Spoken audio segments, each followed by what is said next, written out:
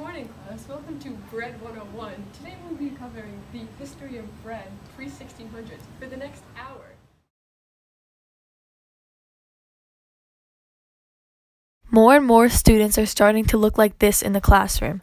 New technologies are proven to help increase attention and participation, but there are some factors the school board needs to consider before integrating more technology into Foxborough schools.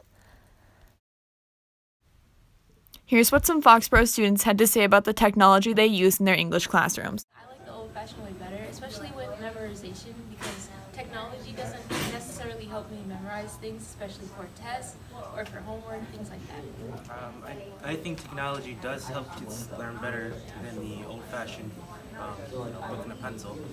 It gives people more opportunities to more information, and this doesn't do what a book would do. When new technologies are implemented in schools, there are costs to buy and maintain them.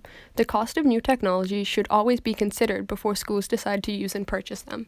An article by Tracy Novick, an advisor for school committees, criticized the Massachusetts education funding system for leaving students disadvantaged through underfunding public schools. It is estimated that the budget for Massachusetts public schools was being miscalculated by at least $1 billion a year. As a result, the school board must seriously consider how much money can be spent on technology. Increasing spending would also increase taxes and decrease the funding spent on facilities, materials, and staff. However, if the technology is able to increase the quality of education, then it may be worth it. Therefore, it is important to weigh the cost with several other factors, including if it makes students dumber, affects face-to-face communication, and can cater to all students' needs. Before Foxborough brings newer tech to classrooms, they need to consider the accessibility of the product to their disabled and special needs students. This article by Dr. Bergstaller shows the types of products schools should have in order to cater towards students with limitations and the cost of each individual invention that can help lessen the overwhelming work a special needs student may have. But not every school can afford the extra cost. One product will not cover all the bases. Every student is unique in terms of their abilities. Unless the school has the means to supply that to them, it will not be fair to the entire student body. Therefore, this is a huge factor to consider before introducing tech at Foxborough. Before implementing technology into everyday school life, schools should consider whether the accessibility of technology makes students dumber. Technology can provide a large range of information that can be found in a short amount of time. However, this efficiency of technology can inhibit students' motivation to truly learn the material due to their ability to just look it up. In a 2015 study done by Dr. Maria Wimber, lecturer at the University of Birmingham School of Psychology, found that technology gives the people ability to memorize where to find specific information, but not necessarily remembering the actual information provided. It is scientifically believed that the human mind does not store information to the same degree that it used to due to the known fact that the internet contains extensive degree of information. However, another study done by anthropologist Genevieve Bell suggests that technology is making people smarter with their newfound ability to identify and extract wanted information efficiently, which helps improve cognitive and problem-solving skills greatly.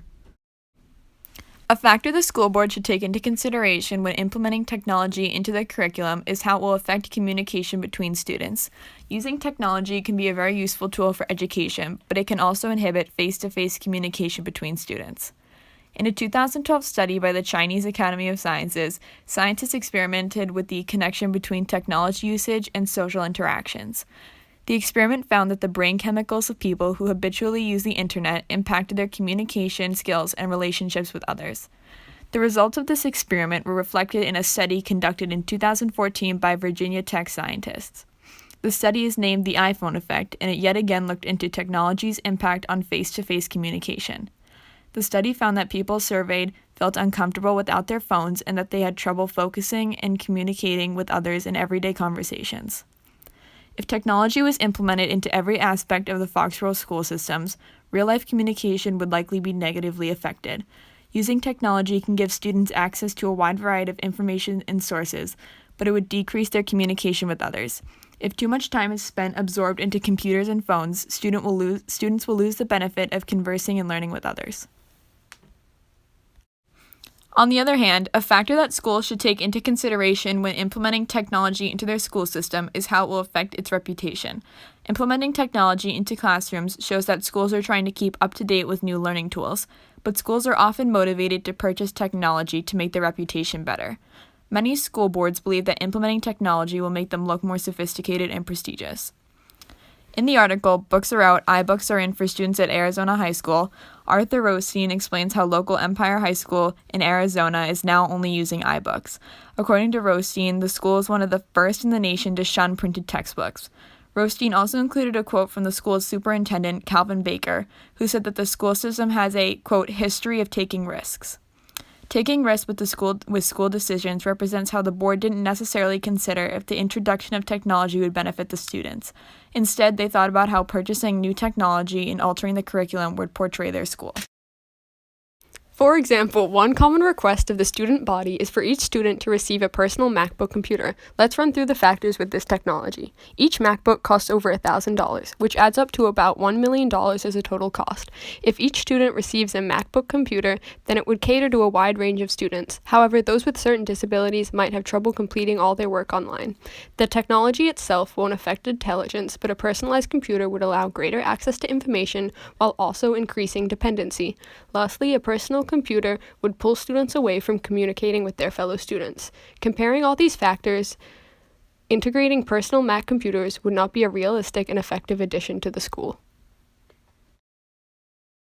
In conclusion, technology can be extremely beneficial to the progress of students, but schools must consider in what ways it negatively affects schools and students. Before completely integrating technology into a school district, the school board should consider the cost of this technology, the way it affects face-to-face communication, how well everyone is attended to with one product, and how it may inhibit intelligence. Although implementing technology into schools can be criticized, the benefits of technology need to be weighed against the disadvantages to gain a full understanding.